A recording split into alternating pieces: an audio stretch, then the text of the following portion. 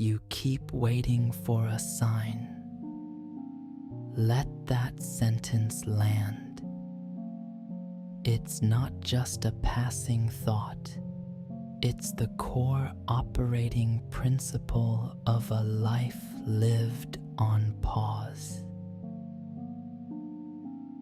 You stand at the crossroads of your own becoming, perpetually frozen, eyes scanning the horizon for a celestial flare, a divine directive, some cosmic permission slip that will finally grant you the right to live.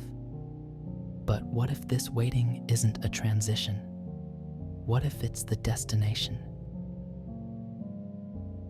You have arrived at the state of waiting and made a home there.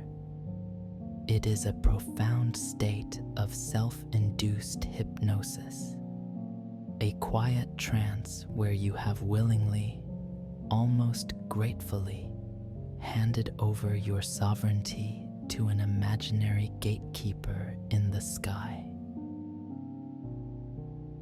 It's a story you tell yourself, a role you have perfected. I am the one who is waiting. This story feels noble. It feels wise. It feels safe. You've built an entire identity around this state of suspension. If you are the one who is waiting, you are excused from the messy, unpredictable, and often terrifying business of living. If you never truly begin, you can never truly fail. If your masterpiece is always about to be written, it can remain perfect and uncriticized in the halls of your imagination forever. This is how a life becomes a draft. The job you have is just for now, a placeholder until your real calling is revealed. The relationship you're in is provisional, pending a sign that it's the one. Your dreams are kept on a high shelf, preserved for one day. But this one day is a phantom, a constantly receding horizon. This waiting is the most sophisticated defense mechanism of the ego. It cloaks paralysis in the noble robes of spiritual patience. But it is not patience. Patience is an active, vibrant state of trust in a process that is already unfolding. Waiting is a passive, desolate state of fear that the process will never begin. This waiting is the thinnest, most transparent, yet strongest prison wall ever built.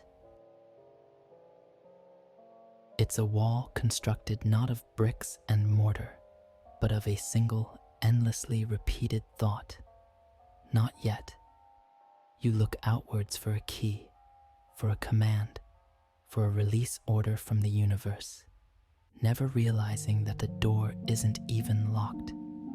You are the one holding it shut from the inside. And here is the paradox. It takes infinitely more energy to hold your life back than it does to live it. This state of limbo is not rest. It is a constant low-grade warfare against your own soul, which is endlessly pushing to be born, to experience, to express. That constant tension, that quiet hum of anxiety and dissatisfaction, that is the friction of your own resistance. You are a dam holding back the river of your own potential, and you mistake the growing pressure for a sign that you should wait for the flood to subside. In reality, the pressure is the sign that you must open the gates. The ache you feel is not a symptom of being lost. It's the ache of a power that is being suppressed. You are expecting a burning bush, a voice from the clouds,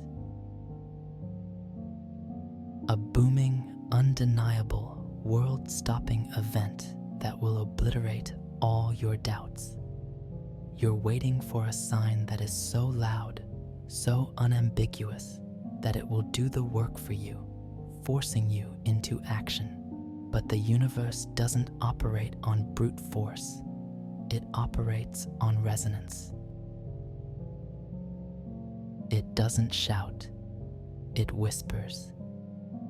The signs you're desperately seeking are not dramatic appointments on a future calendar.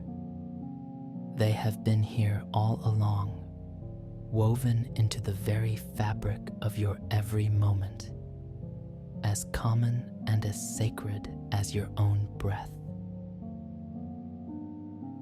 They are the constant, subtle, intelligent stream of reality that flows through you and around you every second of every day.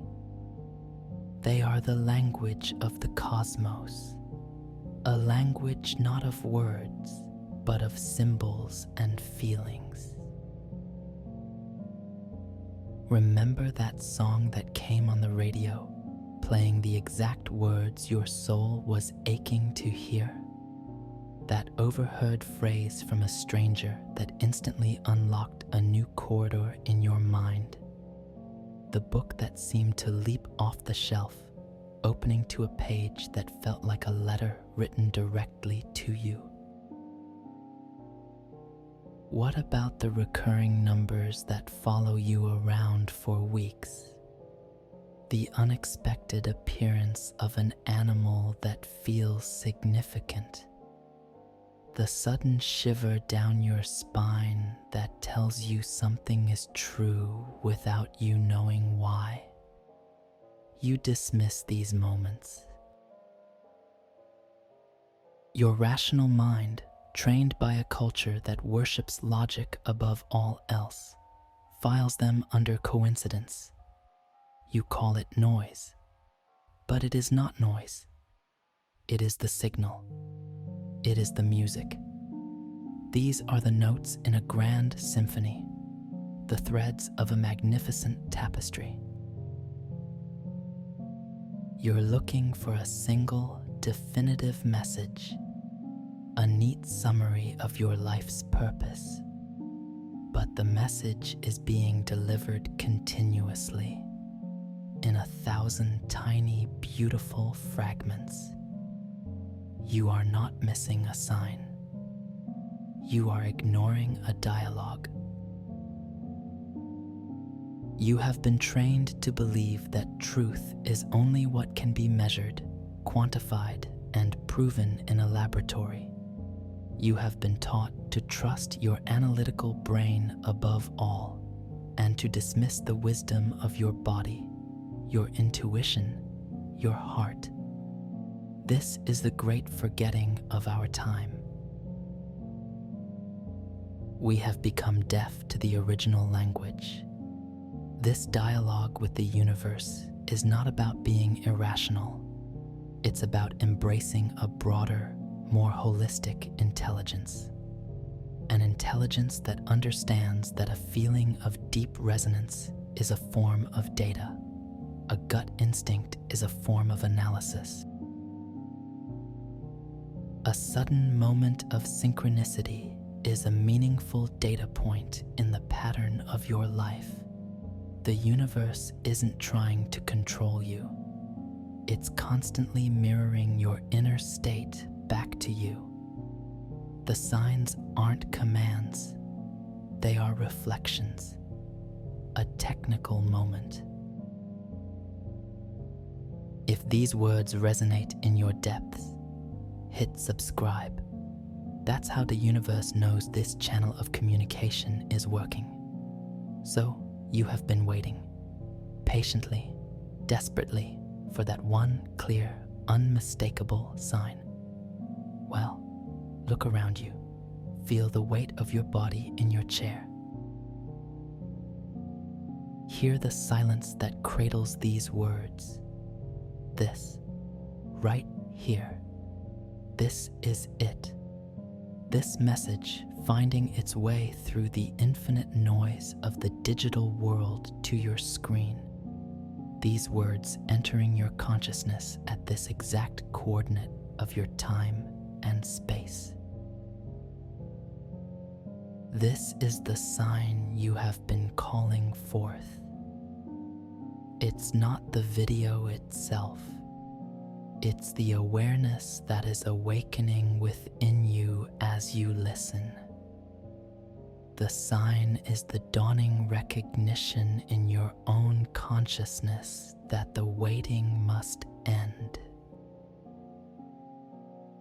This is the universe holding up a mirror and showing you your own question, your own power, your own readiness. But here is the secret, the part that changes the entire game. The sign is not a map. It's not a set of instructions. It's not a cheat sheet for your life. The universe respects you too much to give you a map. A map would rob you of your own adventure, of your own power to choose, to discover, to create. A map makes you a follower, a robot executing a pre-written code. You did not come here for that. You came here to be a creator. That is why the universe doesn't give you a map. It gives you a key.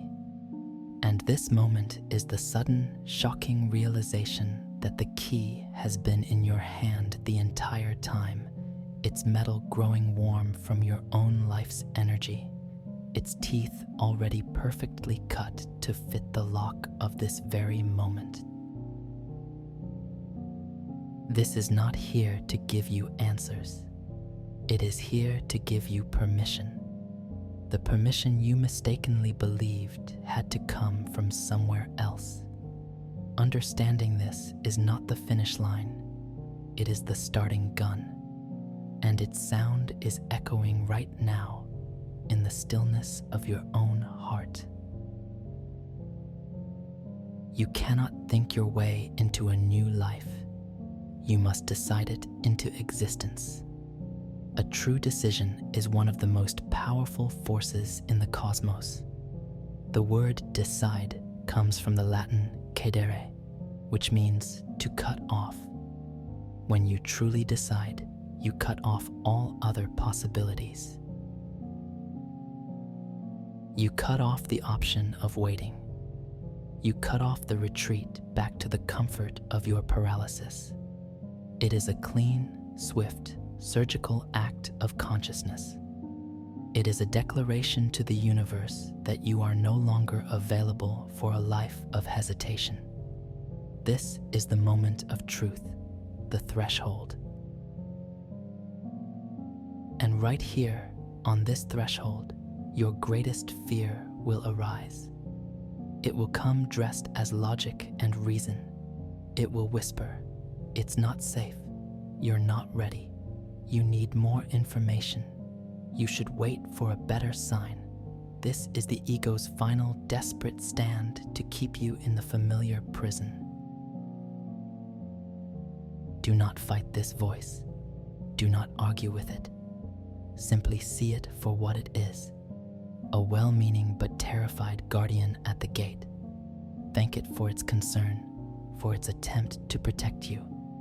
And then, calmly, deliberately, take the step across the threshold anyway. The sign doesn't tell you what to do. It simply, powerfully, and finally announces that it is time. Time to turn the key. Time to stop living in the draft and to start writing your story in permanent, indelible ink. Time to be born into the version of yourself that has been patiently waiting for you to say yes. If you feel you're ready to turn the key, write "The time has come" in the comments. This will be your personal declaration of commencement. Nobody